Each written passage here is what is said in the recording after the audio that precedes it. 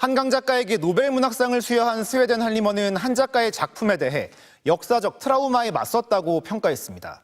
그런데 지난 주말 사이 일부 보수층에서 한 작가의 소설이 역사를 왜곡했다고 주장해 논란이 됐는데요. 맞는 얘기인지 팩트체크 알고 보니에서 확인해봤습니다.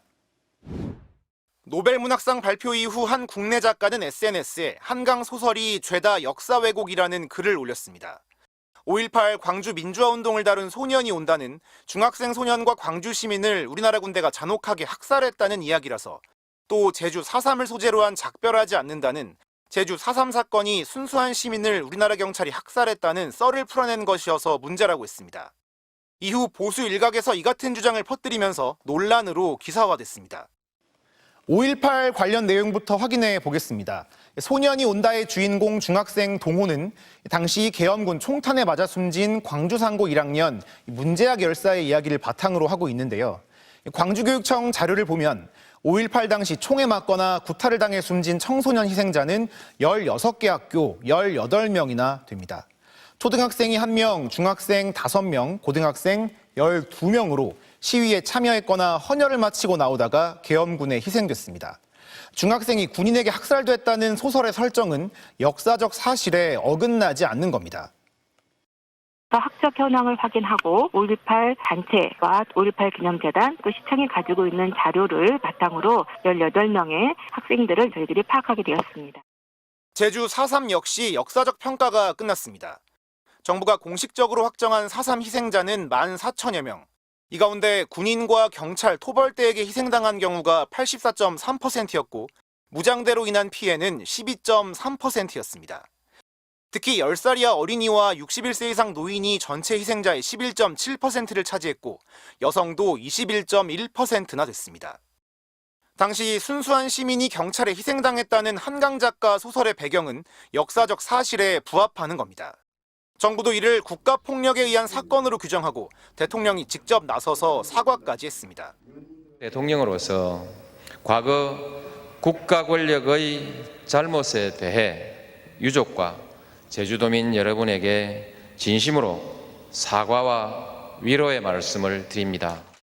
따라서 이렇게 역사적 평가가 끝난 5.18과 4.3을 거론하며 한강 작가의 소설이 역사를 왜곡했다고 주장하는 것이야말로 명백한 왜곡이자 가짜 뉴스입니다. 알고 보니 이준범입니다. 소설가 한강의 노벨문학상 수상을 원색적으로 깎아내려 논란에 휩싸인 작가 김규나 씨가 한강은 대한민국의 탄생과 존립을 부정한 작가라며 비난을 이어갔습니다.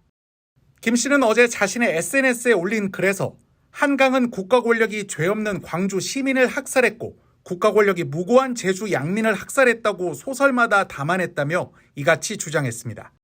김 씨는 그러면서 이런 작가에게 상을 준 노벨 심사위원들도 대한민국의 존재를 부정한 셈이라며 노벨문학상 수상은 축하는커녕 국민이 대노할 일이라고 말했습니다.